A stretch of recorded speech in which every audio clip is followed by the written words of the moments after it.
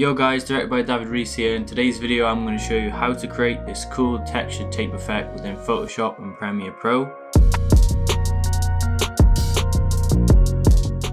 So we're in Photoshop now. We have this photo GU. We're going to use this tool here. I'm not even going to try and pronounce it, but we're going to use this one. And what we're going to do is literally really roughly click around our subject. You can make it as rough as you want. I think that's the best look, is if you make it look not so good. Once you've done that, you're going to press Ctrl J to make a copy of that, and then we're just going to delete the background. So guys, once you've cut out your subject, it should look something like this. Now, it hasn't got to be perfect. That's kind of the point. It's kind of to make that textured effect, so don't worry about being precise or anything. Just go around it roughly, that's all that matters. So now we're just going to add some textures to this image. I'll put a free pack link down below in the description so you guys can go onto my website and download the free pack. There'll be some textures on there that you can use for this effect if you want, or if you have your own textures, then go ahead and use them if you want to as well. There's also some more texture packs on my website in case you want to purchase some more. So now what we're going to do with our textures, we are just going to literally drag them over the top, change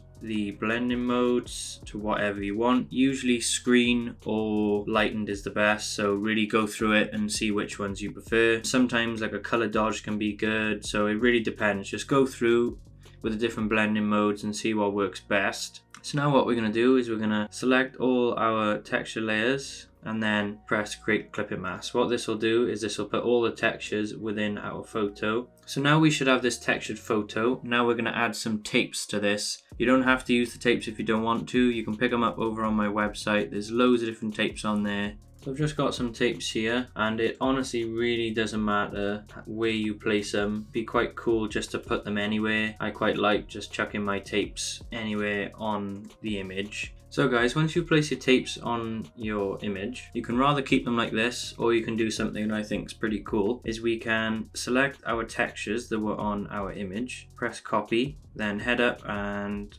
press paste. Now what we're going to do is we're going to group these tapes, and we can just name them tapes, and then highlight the textures again, and then right click, create clipping mask. What this is going to do is it's going to paste the textures onto the tapes. So what we're going to do now is we're just going to knock down the opacity of them so they're just not as intense. Once you're happy with your look, you just file export as a PNG. Now we're going to head over to Premiere Pro, and we just have our video of GU here, shot by Suave, and we're just going to import our textured tape, and then we're just going to resize it to fit the video project. You can make as many photos as you want. I'm just doing one for this tutorial, but you can make 3 images, you can make 5 images, you can make as many as you want, but I'm just going to make one for this tutorial. So now we're just going to resize our image by going Effects Controls and resizing our image. So once you're happy with the placement of your image, we can then hold some keyframes. Now we're going to hold Option on our keyboard and drag that one up and drag it up again. And now on the bottom one, we're going to head over to the keyframes, the last keyframes, and we're going to then readjust where we had our texture. Same again on the one below, we're just going to drag it across to the side. So once we've done that and we've keyframed them, you can rather keep them looking like this,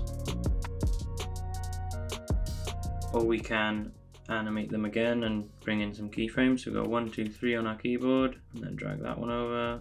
1, 2, 3. We're then going to adjust the keyframes at the end.